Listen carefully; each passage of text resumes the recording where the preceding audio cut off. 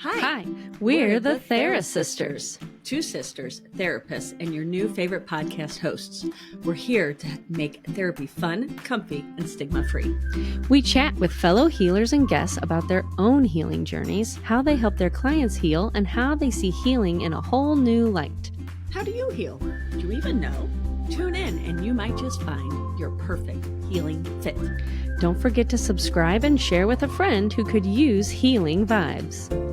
Giggles, glimmers, and a whole lot of heart. Healing together, one laugh at a time.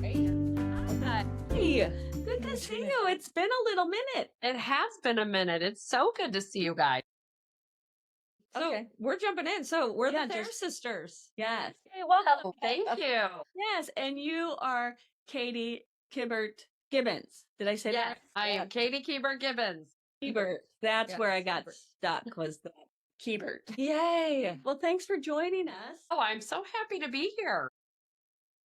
Good to have you. So I'm just going to go through and say a little bit about you. So Katie is a licensed clinical professional counselor specializing in adoption. She adopted her two sons from Belarus and is also an adopted child herself. She's a children's book author, and having these viewpoints of all three of these roles gives her that unique perspective on the world of adoptions. And she's here and she's thrilled to share with us the world through her books and her podcast. Yay.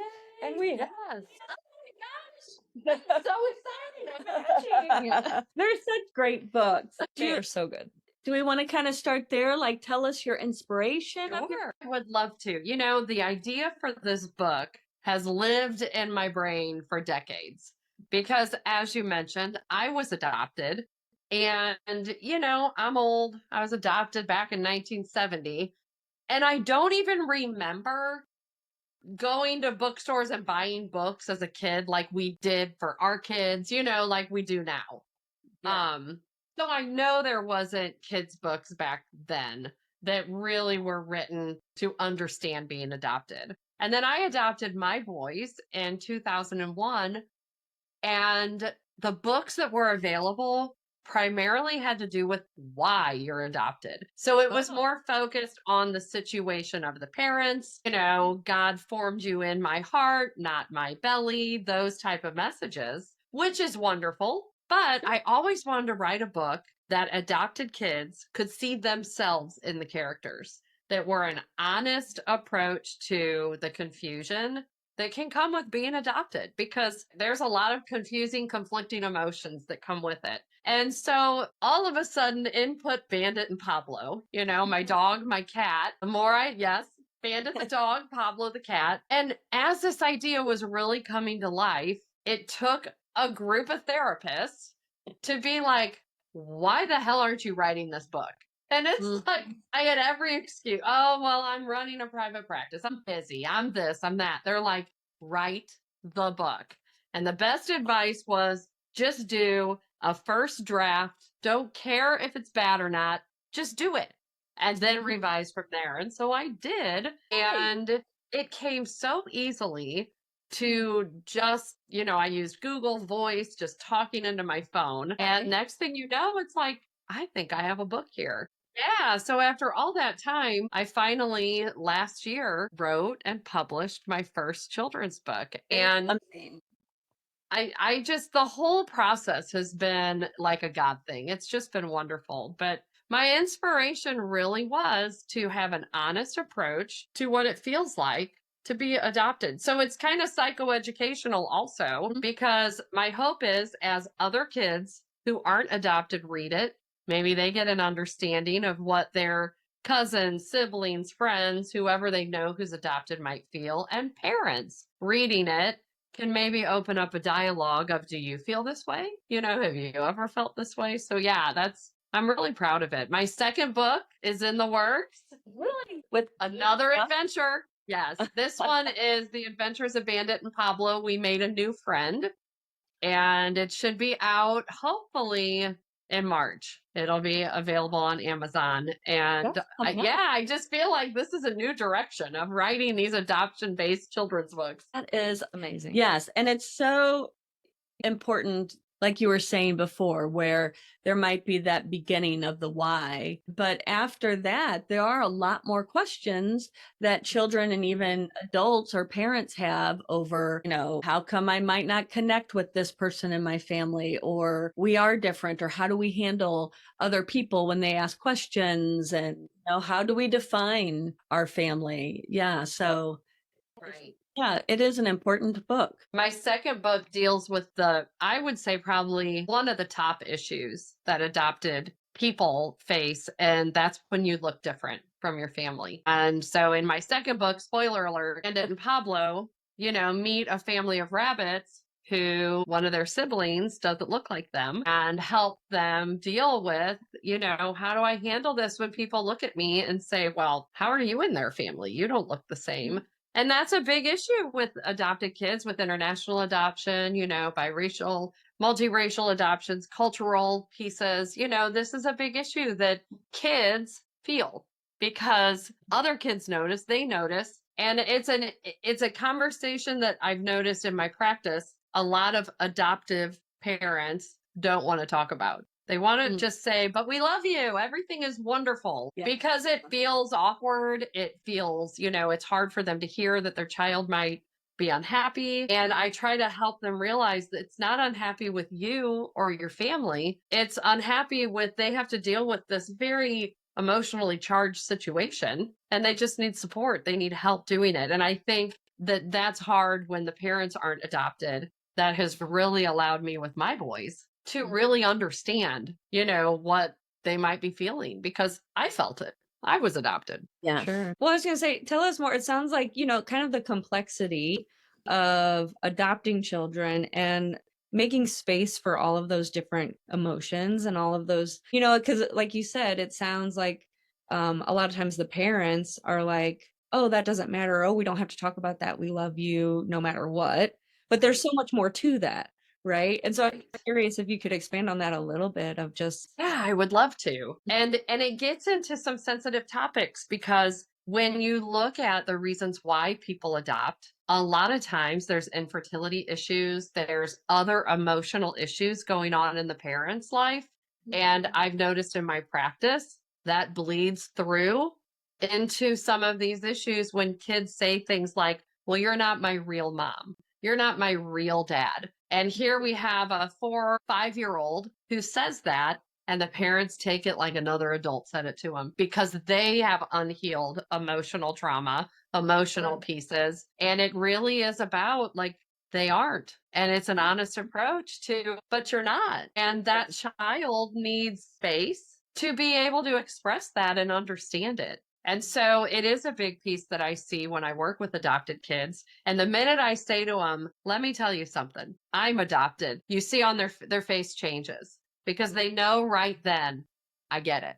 I get it on an emotional level. And then you have to have that empathy and support for the parents too, because if they're not adopted, it can feel very personal. And yeah, you never forget that you aren't theirs, so to speak, biologically. And so growing up, I looked like my family. I have an older brother who is biologically my parents. And so we are all, of the same culture, really background, but he looks just like my parents, just like them.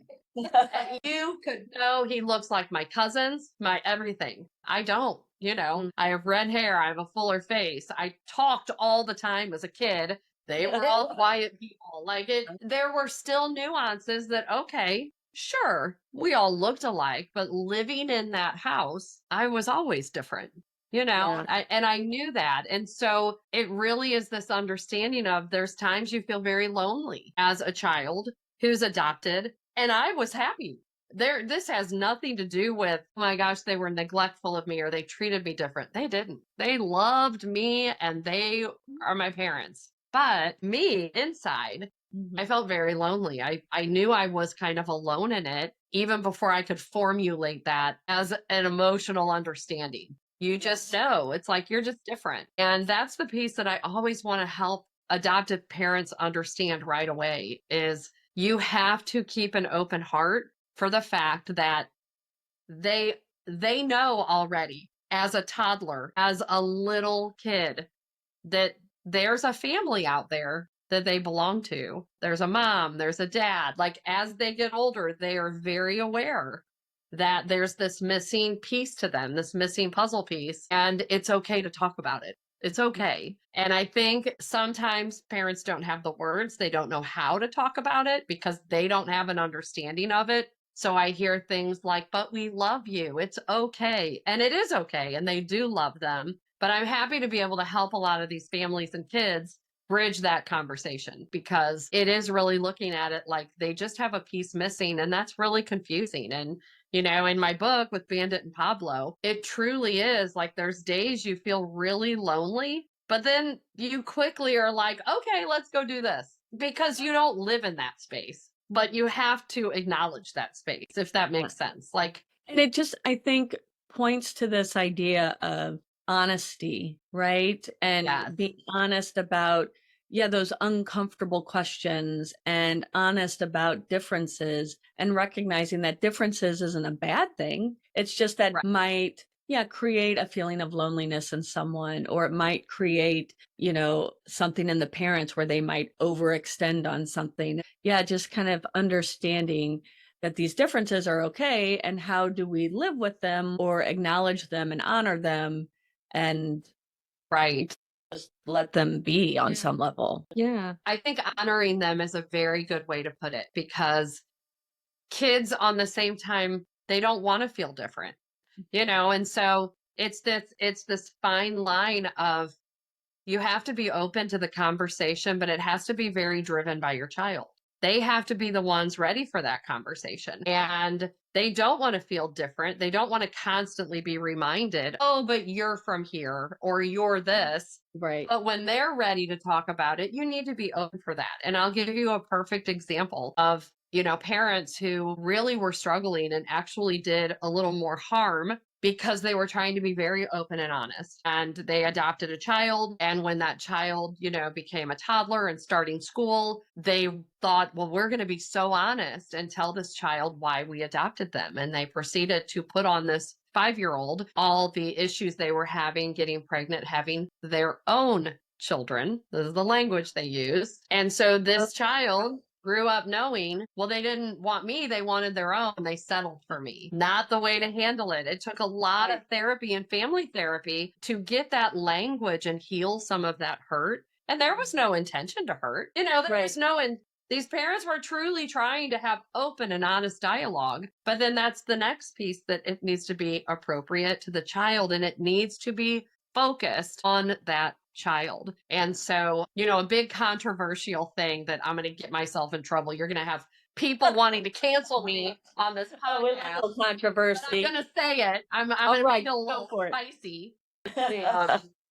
Thing is, I am very anti-gotcha days. And I mean, for Bandit and Pablo, I celebrate gotcha days.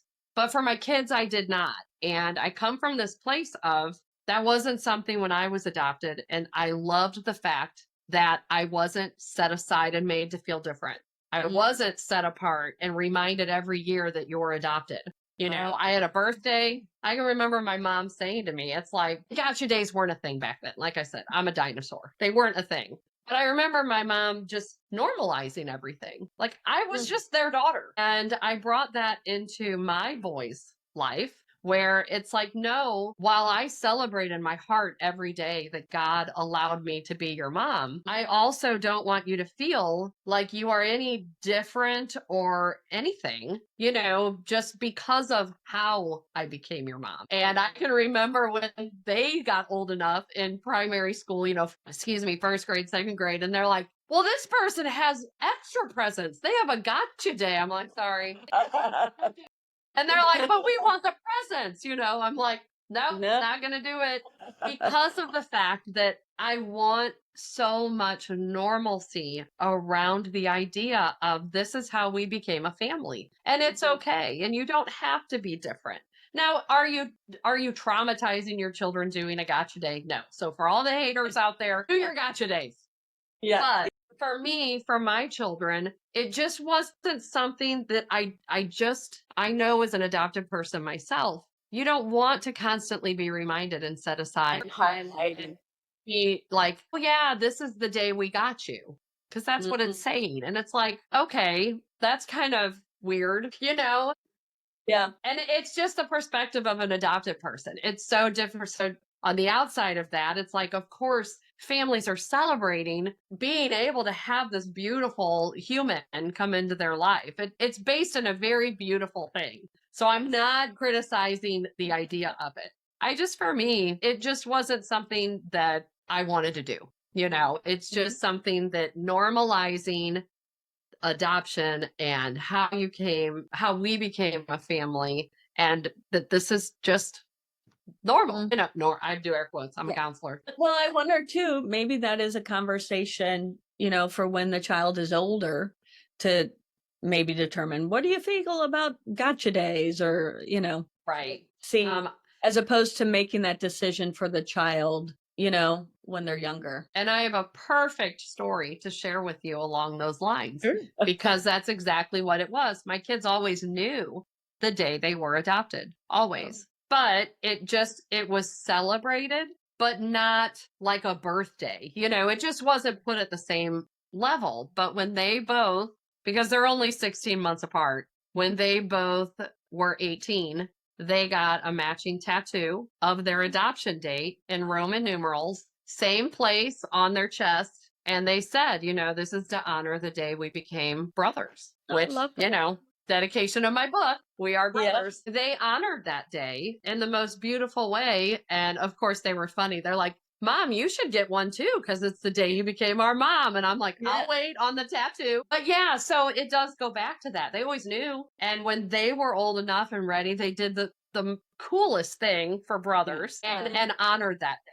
And so again, no hate to gotcha days. It's just not something that I tell people or share with people to do, because feeling normal is so important to adopted kids. Yeah. Yeah. Well, so I'm curious, this is just kind of more of a personal thing, but did you adopt them both on the same day? Are they? I did. So they're internationally adopted from Belarus. And the rule then was if you wanted two, you know, they had to be a year apart at least. And you look at the finances in it, you know, you look at the time that you're over there. It just made more sense that it's like, well, let's get two, you know, because it's a lot to have to drop your life and go and be someplace for 2 weeks and, you know, all of that. And so it was like having twins who weren't twins. It was just instant family. Yeah. You know, all of a sudden you're bringing home an almost 3-year-old and an 11-month-old. And it was wild times. I think it was. We made it. But yeah, they were adopted on the same day. And are they related? Are they? No. Okay.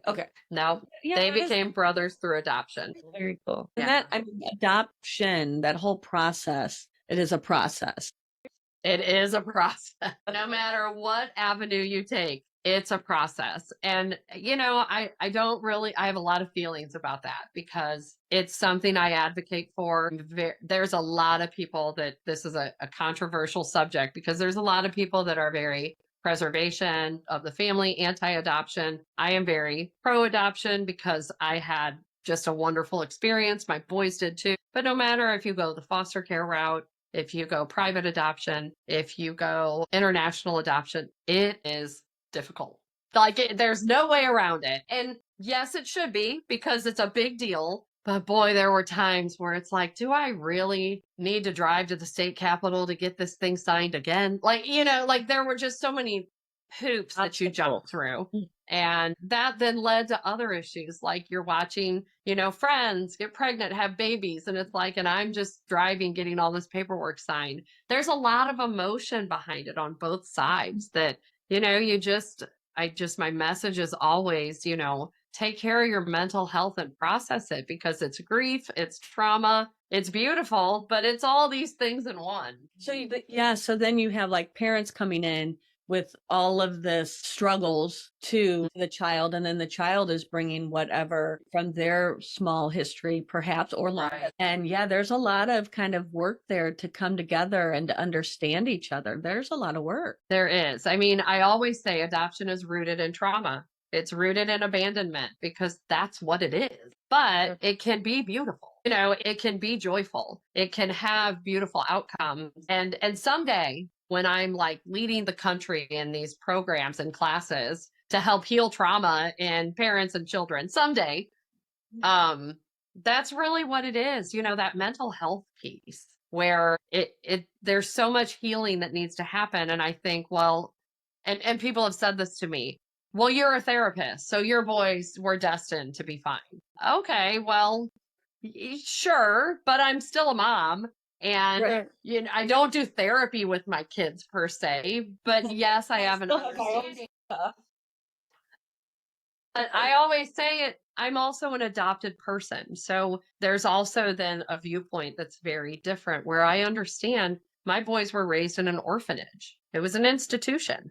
They had shift workers that it was their job to feed and hold babies. That's not the same as nurturing of a parent. And so while, yes, I understood there's a lot of trauma there and I couldn't have my own kids because of the path I had, and there's a lot of trauma there, but then you become a mom and it's like, okay, but nurturing them, that is my primary piece. But we all had to heal. Like we all had to go through that piece and heal. And I can't wear both caps. It's a little easier now that they're young adults. I can wear both caps of therapist and mom.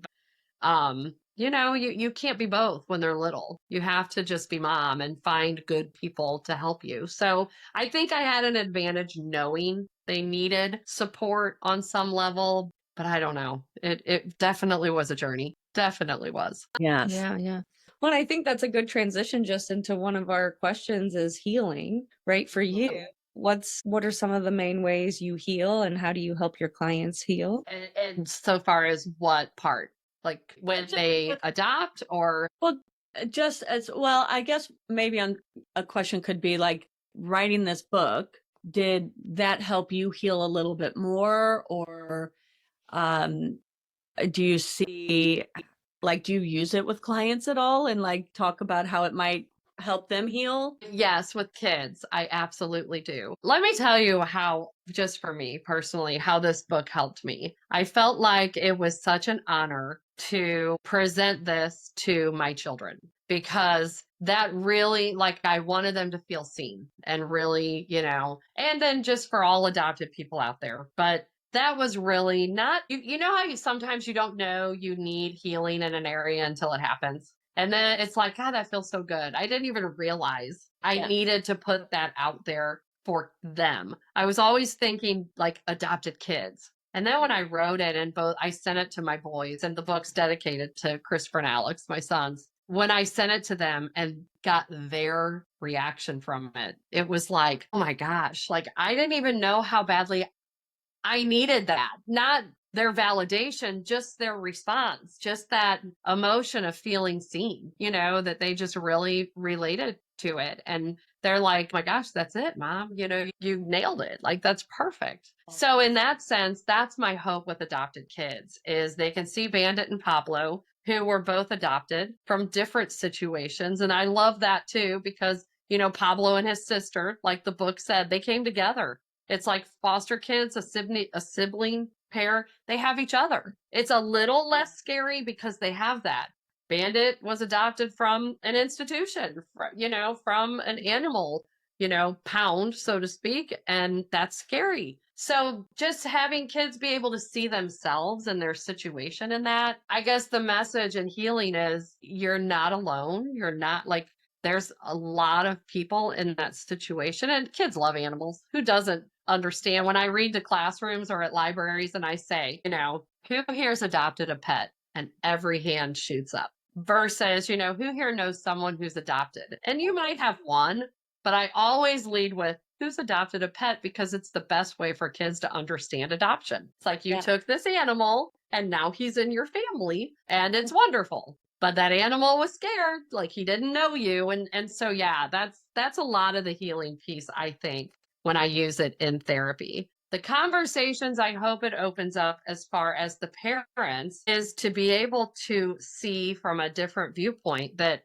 when your kids are sometimes sad, it has nothing to do with you. It's not personal. It's like that whole when we help clients with personalization and, the more negative thought processes. It's like it's not personal. And that's the healing then that adults need to do, because it goes personal when they have unresolved grief and mourning of maybe their inability to have children, or something happened in their situation and they lost their children, family services, like whatever that piece is. Then that's the healing I hope opens up, where they can both exist. The kids can feel this way and love you and be happy while still feeling sad for what they were taken from or what they could have had. And the same with parents. Like, you can love these children while still mourning what you weren't able to experience. Two things can be true. Right. Right. And yeah, I can imagine, just like you were saying, that recognizing, oh, I'm not alone. I'm not the only one who feels this. And also just the validation, right? It's real, right? It's in a book. Yeah. Someone else Right. has thoughts and feelings. It's validating. And I think too, on a parent side, of recognizing, okay, they do have this sadness or this loneliness. I didn't cause it, right? And Right. That is the key. for it, but I can help through it, and Right. taking away that ownership of those kind of uncomfortable feelings, perhaps. But Right. it's good because we all have our crap and our shit, and it gets in the way of parenting. Exactly. It's not unique to just adoption. I mean, there's crap everywhere. Yeah. So no, that's good. And I wonder too, like, I think just the honesty of the like being different, and that's okay. And the honesty of the feelings that, the parents and the children can have, and being open about that and transparent about that, I bet it can really maybe dismantle some of the myths around adoption. Right. Right. And I'm trying to, I don't know, what are some common myths maybe that or biases or something that, I don't know, you face that we can dispel? Well, I think the biggest one I see out there, which is really why I want to get these, positive stories based with a hint of sunshine and joy on them, is there's this idea that you can adopt, but there's a lot of trauma and mental illness, whether it's international, whether it's foster care. It's like, oh, good luck with that. If you don't get them as a baby, you're going to have a tough road, because there's so much trauma and mental illness. And I hear that a lot. I do hear that. Yeah. And on one hand, I'm going to say there is a lot of trauma and mental illness, but they're also little kids. And, we all know what little kids need. They need safety. They need, it's good old Maslow and his triangle. They need these safe pieces and safe people to grow through that. And so that's a big, I always share that my two kids are so different. And my oldest son was abandoned at a hospital, and he grew up in an orphanage. So he was 30 months old when he came home. That's a lot of development to be in an institution, to not be loved and hugged and rocked and all, you have a lot of missing pieces in that development. My youngest son, he was 11 months old when he came home, but his mom passed away when he was 6 years old. So he went to an aunt's house. She couldn't afford to feed him. He was only in that orphanage for 2 months. Very different development. When he was with his family, his mother, then his aunt, in a home, being rocked, loved, all this stuff, then in an institution. Very different. And I could see it. You can see it to this day in just who they are as unique people. But my oldest son, I mean, you talk about reactive attachment a lot in adoption, and whoo, did he have it. He didn't trust anybody. It's like, I'm 3 years old and I don't trust you. I can handle this myself. It's this hyper independence trauma reaction where, he did. And I really tried to play into his strengths versus focus on how wrong that is for a 3-year-old to be so independent. But that's not the battle. Get him to trust me, get him to feel safe, get him to feel loved, And it takes time and it takes patience, because then you have this other little kid over here who is just a bouncing around normal, like, 1-year-old who really did not have the trauma. He didn't have the trauma reactions. And so there is, of course, so much that goes into that, but it's not impossible. I can remember still to this day, we were home from Belarus for about 3 weeks, and they say, don't have a lot of people over because they're attaching to you, which is true. Don't have grandma and grandpa and everyone hugging them and holding them. They need to attach to you because they don't have what babies have with the sound of the mom and the voice and, all of that. So we're home, and it was about 2 to 3 weeks that Christopher, my oldest, climbed up on the couch next to me with his little sippy cup one morning and snuggled in and lifted my arm and put it around him. And I mean, I'm fighting, just crying, because I knew how huge that is. Like, I knew this is a moment that is so monumental. I'm never going to forget it, and I haven't, because it's like there was a safety there. And it's like, okay, kid, I got you. It's like, I knew right then, it's like, I got you. Like, you are mine, you are safe, all of that. So you find those little moments, and that's what you build on. Yes, did he have all these other signs of reactive attachment? He lied when the truth worked better. He lied all the time. I mean, he had all these other things, but in those toughest times, I remember lifting my arm over him, and it's like, okay, but I got like, okay, he's going to be fine. And I mean, he is, he's wonderful. Yeah. There's a lot. It's not so much dispelling maybe the myth. It's acknowledging, yes, but it's not it's unfixable. It's not a deterrent to not do it. It just is a different way of showing patience and communication and all of those things. Well, it sounds like it's also in that space. It's also that transparency and that honesty and talking about what this really is. Like, yes, these pieces can be here and most likely are here, but it doesn't mean we have to put shame around it, or it doesn't mean it has to be this bad. Right. Be this thing we can talk about. Exactly. Make better. Right. So yeah, I think that's right. Yeah. I think I wonder, I don't know, maybe it's this thing of the unknown, right? Where the family of these children might be unknown, or their experiences are unknown, and we weren't there. And maybe there's this idea too that if they came from my DNA, then there's more of a known, perhaps. But at the same time, even with our own DNA, we're going to experience unknowns and unexpecteds. And I don't know, just thinking out loud. No, but it's all part of it. I mean, it's a huge, gap now. I'll back up a little bit. I was adopted as a baby. Okay. I mean, I was born, and within 6 weeks I was with my parents. And so being adopted at such a young age, and then versus, 31.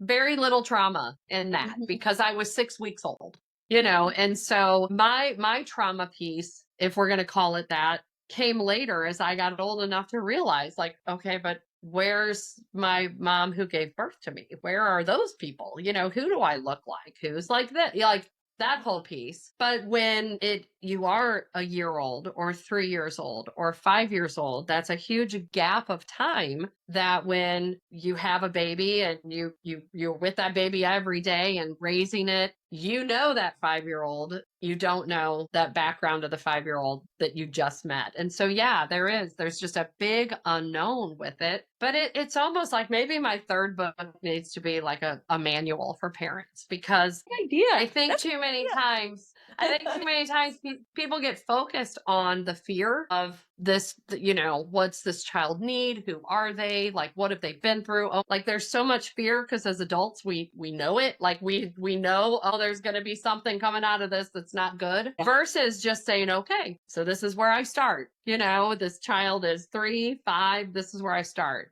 learning about them and being just that safety, just that support. And it's hard to do it. I feel like I can say it because I did it, but it is hard. It's hard to do. when, like we talked about, you have all this unresolved stuff floating around, you know? Well, and I'm guessing too, because also if as an adoptive parent, you're going into it ready to love and wanting to love and wanting that relationship right away, probably. I don't know, but like, Right. and then when you have this child who Or has expecting it. or expecting it, maybe, but yeah. And so then when you have this child, right, who's coming from whatever background or the unknowns that they don't have, and they have that pushback, or they have that, I don't know you, can I trust you, whatever. Yeah. And so having that understanding of, hold on, let me go into this knowing it's going to take time, knowing that Yes. I might. And let me share with you. Sure. Let me show you my human side that goes right with what you're saying. When I was in Belarus and you're waiting, and they invite you to stay at the orphanage, and it's the most beautiful building they're from Mogilov, Belarus.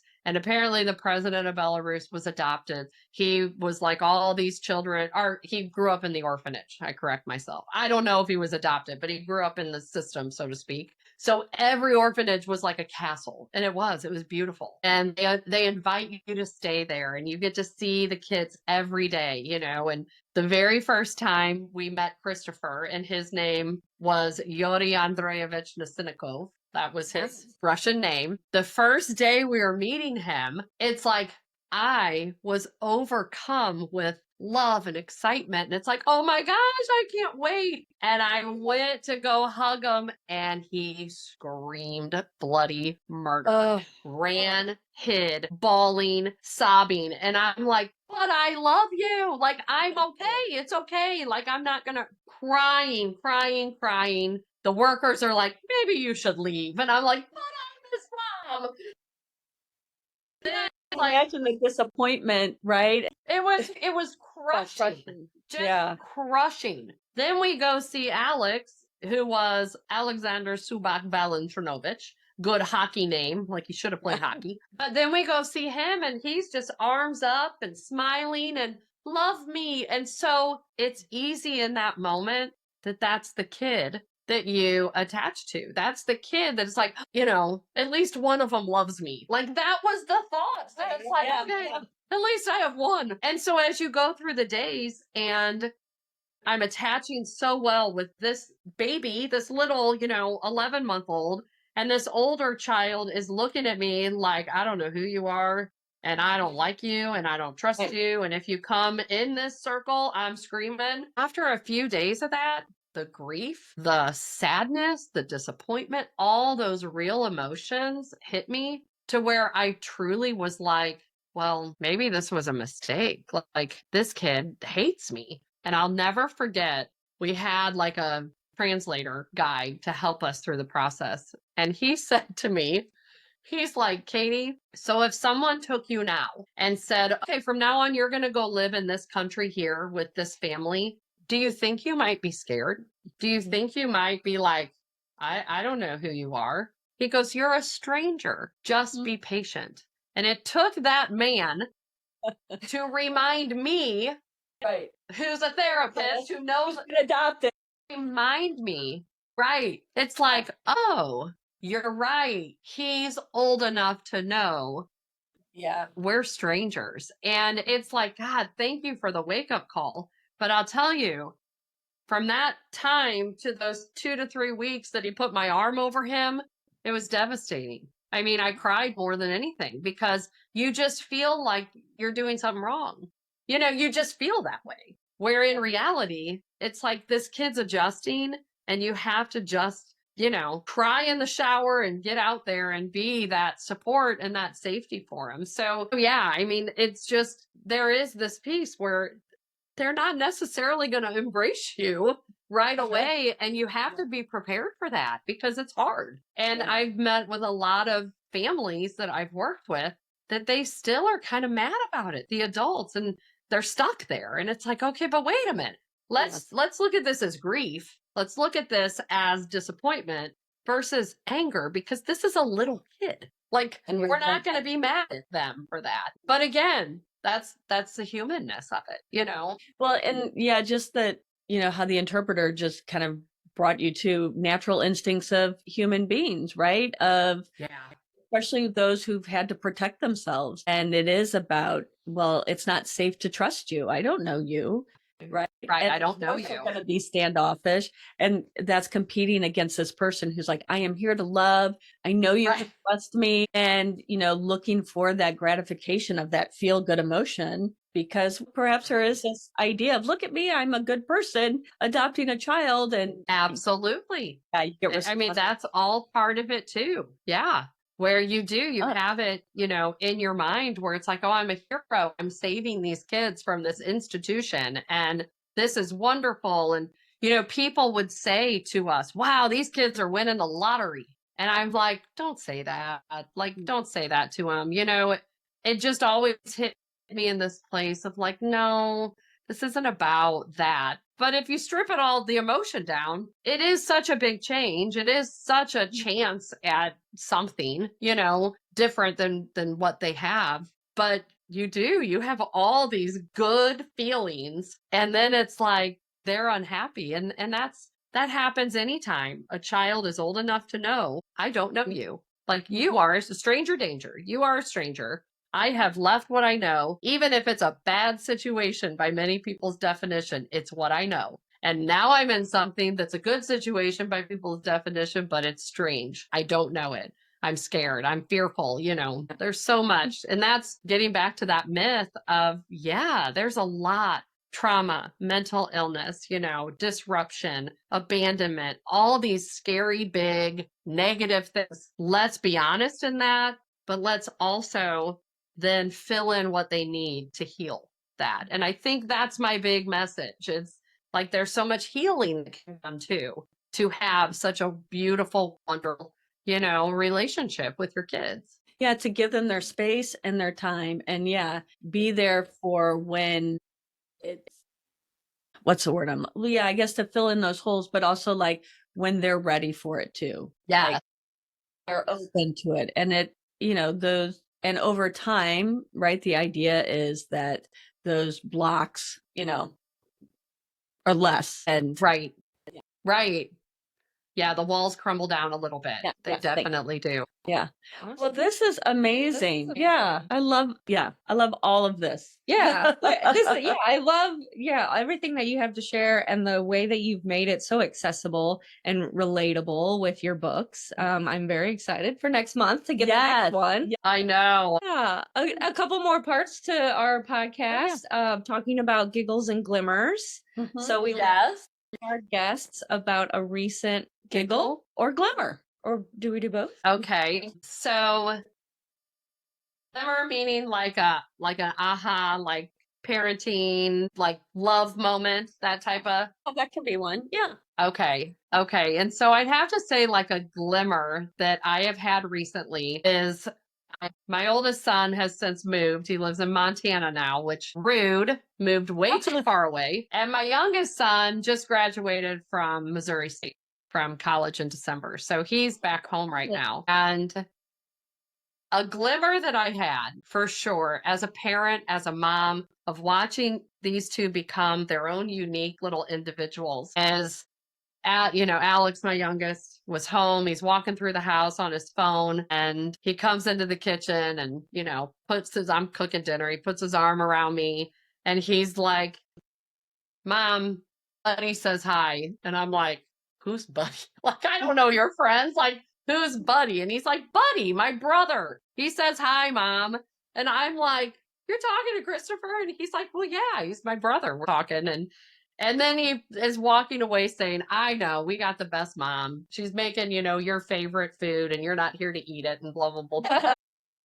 That camaraderie between them, that connection that they brought me into, I almost cry now thinking about it because it was like a full circle moment of letting them go, letting them leave the nest and be independent, knowing where they started, knowing how it's coming back to loving my adult kids versus those little kids that took so much work and time. And now it's like, I just love them. I just love who they are. So that was huge. That was a recent glimmer that just, makes my heart just happy. Well, that is beautiful.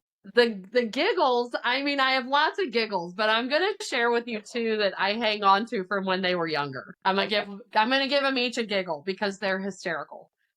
And I keep them in my heart. And I tell them this story over and over and they love it. It's their favorite story. So when Alex was just walking, he was maybe 15 months old, 18 months old. He learned English the same time Christopher did. So as a 1-year-old, he's speaking English like a 3-year-old.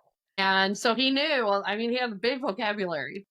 And, it's summer. We live in the Midwest. It's like, come on, get your flip flops on. Let's go. We got to go. Get your flip flops on. And I noticed Alex is sitting on our steps, just with his hand in his head in his hands, sobbing. And I'm like, what is the matter? What happened? And he has a flip flop and he goes, I don't know if I'm looking for the flip or the flip. I don't know what this is. And that to this day, like it is just, even when Christopher's home to visit, he's like, come on, get your flip flops on. We're late. Let's go. Like that's just become, it just sticks with us because it's like, God love this kid. He's coming from Belarus. He doesn't know what a flip flop is. And then he has one. And it's like, I don't know which one I'm looking for. Hilarious. The other one that is so funny is, again, they're learning English. Christopher knew Russian and, he lost it. And at the time we adopted him, we went to Walmart one time, which talking about sensory overload for him. He sat there in the cart and sang, but it was before smartphones. It's like you had the old, 3mm or whatever little cameras. And it's like, oh my gosh, how do we never heard anything again? But he's learning English and where we live, we're just in this flight path of helicopters going from Big Barns in St. Louis all the way, across us in Illinois to Redbud Hospital. And we're just in that path. So 3 times a day you see a helicopter. And I'd say he's like 3.5 years old and we're in our yard and I'd say, oh, helicopter. And he'd say, Kapachu. I'd say, helicopter. And he'd say, Kapachu. And, it's like he'd point to that everything. Well, my giggle is he joined the Marines after high school and he served 2 presidents on Marine One as a Marine. And he said, to his unit as he was leaving the Marines and everything, he's like, it's been such an honor to ride on this Kapachu with you. And they're like, what are you talking about? And he's like, just a little thing because I know my mom's going to see this, but loved being on this Kapachu. And it is. It's just something that I hang on to that always makes me smile. Always. Oh, I love that. Those are great stories. Thank you for sharing. Yes. I don't know if I have any good giggles and glimmers today. I have a giggle. So it's not related to my child, but it was something that yesterday I just busted out laughing and like even surprised me how big of a giggle it was. But so my cousin and friend, we were in school together, middle school, high school, and she found this old book from our high school that was a poem book that we all wrote poems for class or whatever. So she's going through. So she's been like voice texting me and my other friend each night a new poem from the book. Oh, I love it. I do too. They're terrible. I did it with such conviction. And she had this one that she wrote, and it was called, and first, the name of it is what cracked me up first, because the name of it was Goat Criminal. Criminal? It was either Goat Criminal or Criminal Goat. Either way. And it was just like a little, like a haiku almost. Right. Of course. To it. And it was just hilarious. And I just like burst out laughing. Yeah. So I have to share that. I am going to have to. Oh my gosh. That is hysterical. So Criminal Goat. Yes. And it was actually pretty clever. And she said too, she's like, yeah, I'm actually kind of proud of that one. But like she read one that I had written and it was stupid. But it was like I was trying to be deep as a high schooler, and it was of course. That's great. I like it. Yeah. Well, I don't have anything to share. Okay. Well, we can pick from our bowls. Yes. Since you're not here, we can pick for you. So they're just questions, and sometimes they're serious, and sometimes they're not. And each of us. So it's not just you by yourself. Okay. If you could instantly become an expert in something, what would it be? Expert in something. An expert. What would it be? I think it would, I am so fascinated with the brain that I would love to be an expert in like neuroscience. That would be great. Or an expert at like riding horses would be another one. Yes, instant expert. Yeah. So I have two that I think would just serve me so well in life. One is I'm really wanting to be a homesteader. I don't know if you see like on social media, it's the big thing now. All the gardening and baking bread, sourdough bread, all this stuff. Yeah. I do naturally have like an interest in gardening. So I would love to instantly be an expert in that because it just seems so hard to me right now. It's like, okay, I know I put this in dirt and water, and like that's easy, but everything else is very scientific. And so I would love to instantly be an expert in just growing my own food and making my own bread. So my other less serious, because I could maybe live off that knowledge of being an expert and all that. I wish I was an expert in music trivia because I'm terrible at it. And we will go play a trivia, and my husband will hear two notes, and he'll be like, "Oh, that was so and so from 1962," and it's like, "How do you know that?" Yeah. So I'm married to one of those. I want to be able to compete at trivias. I want to be an expert in music trivia. I'm with you. I'm usually the one that writes the answers down. Let me just be the scribe. I have better handwriting. And I still mess that up.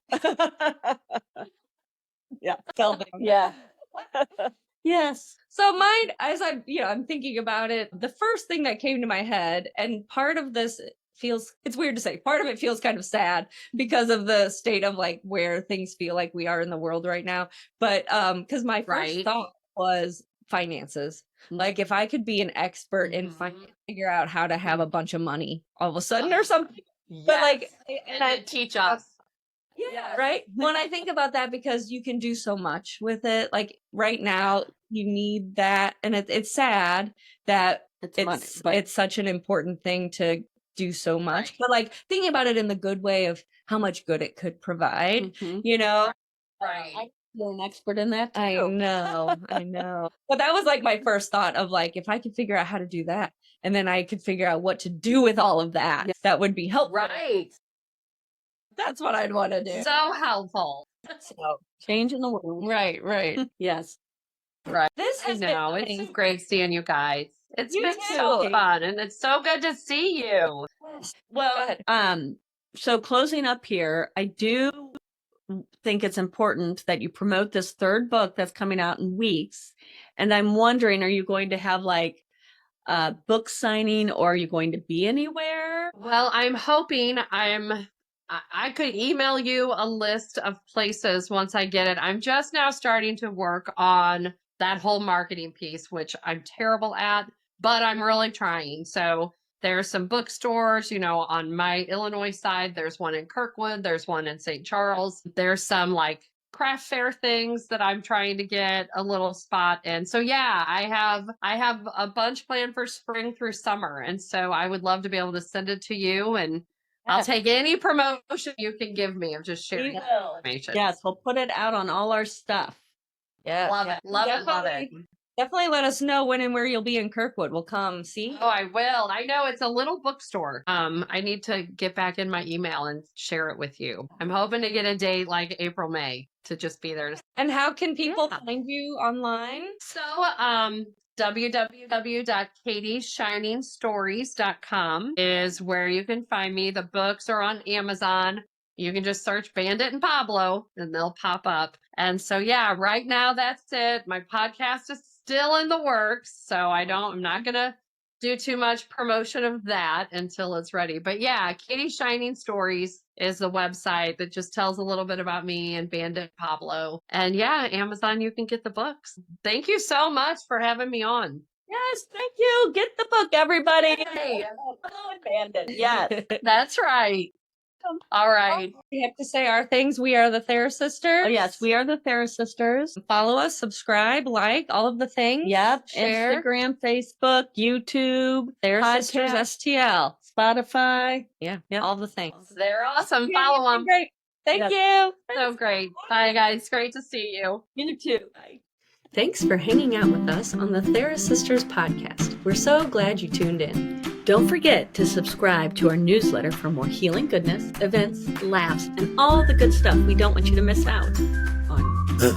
Until next time, wishing you giggles and glimmers. Out.